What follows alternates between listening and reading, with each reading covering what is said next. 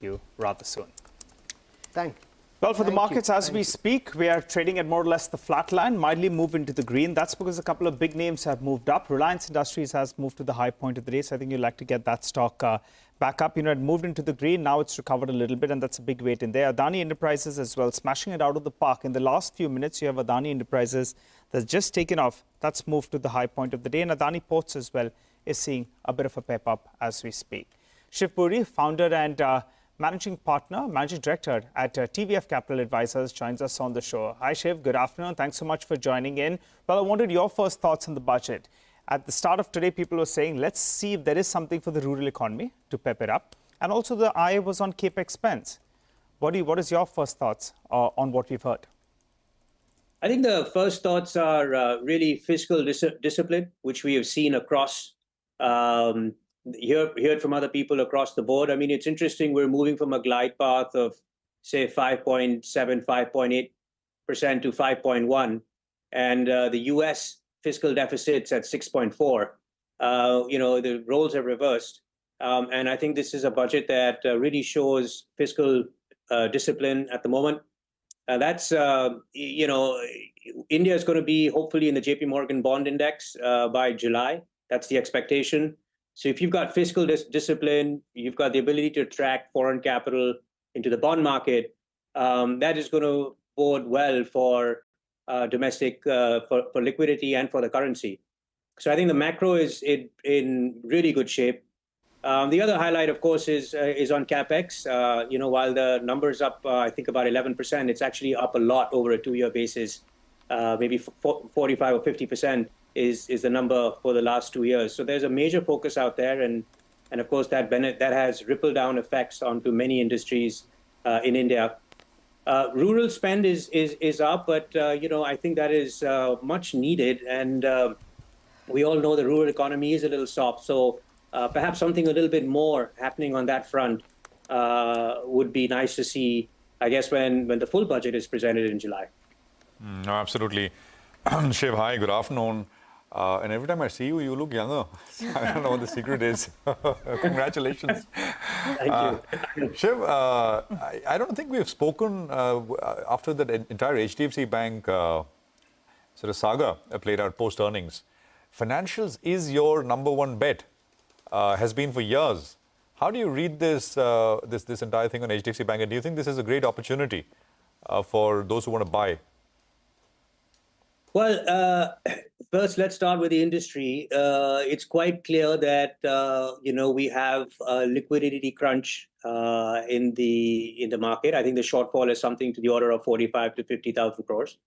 So therefore, deposits the rates have gone up, and at the same time, you're going to see so the NIM pressure is therefore clearly there. At the same time, you saw over-provisioning during COVID, and so NPAs were artificially low, and that is going to course correct and come to a more normal cycle. So I think temporarily, you're seeing across banks slight NIM pressure, as well as slight increase in NPAs. Banks are in pristine condition. It's just the base was really low. So that's applicable to all banks. I think specifically with HDFC, the issue has been around the merger. Pre-merger, there was the expectation that the earnings would be accretive, that the NIMs would remain steady. But it seems that along the way, once they've actually presented the combined company, there's been pressure on both those fronts. I don't think that is something that is structural. I think it's an issue that will get fixed over the next few quarters. So, Shiv, you will be looking to buy into HDFC Bank at current reckoning, at current valuations? Not making any recommendation on any specific stocks, but what I would say is with respect to HDFC, as you see, that there is pressure which is very cyclical in nature. There is no structural issue that is there, I think, with the bank long term. Shiv, would you bet on more interest rate cuts by the Reserve Bank of India? Based on what we've seen, the lower gross borrowing by the government, the decline that we've seen in the 10-year bond yield. And if that's the case, do interest rate sensitives, apart from financials, which you spoke about, do they make an attractive bet? I want to know what has changed for you in the last 24 hours with this budget.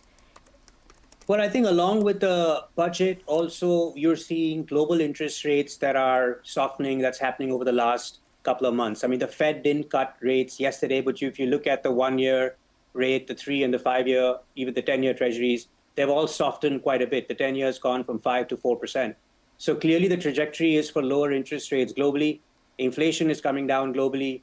In India, we're seeing the same thing. Inflation is within the band. My sense is that the RBI is a little cautious on what's happened on certain segments of retail lending, as well as that inflation is still on people's mind front and center. But as that recedes, I think interest rates are only going to head lower.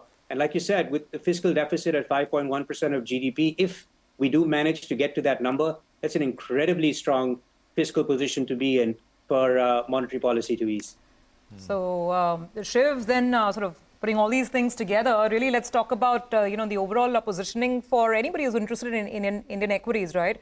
We are heading into an election year, and as we were just discussing earlier, we'll probably get a better sense of bigger policy announcements or anything more big bang, in the second half of the year.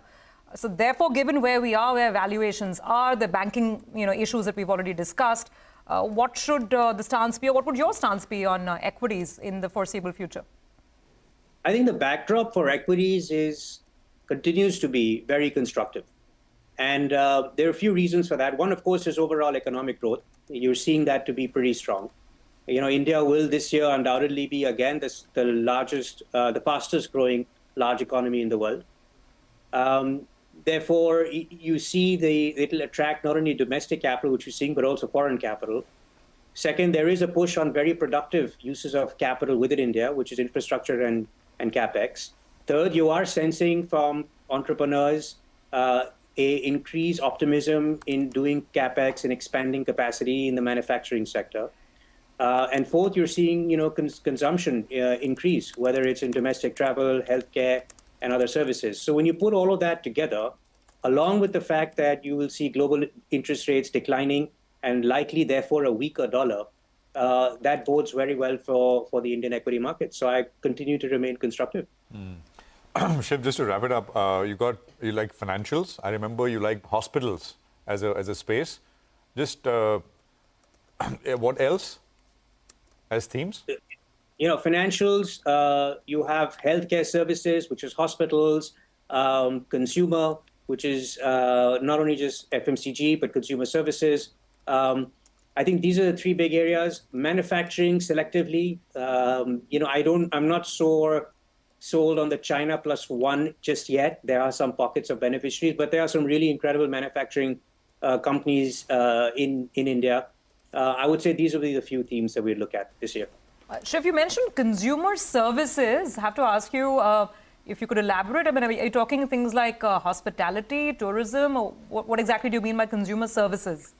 Yeah, hospitality and tourism as one area. I mean, I think what you're seeing happen is also quite interesting, where, you saw this over the last decade, where a lot of people in China, when they got wealth of a certain level, started traveling the world and spending money across the world. And that's changed in the last couple of years.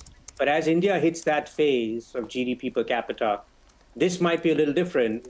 We might choose to travel within the country and spend a lot of money within the country. And therefore, I think the benefit of that to the whole sector can be very structural in nature.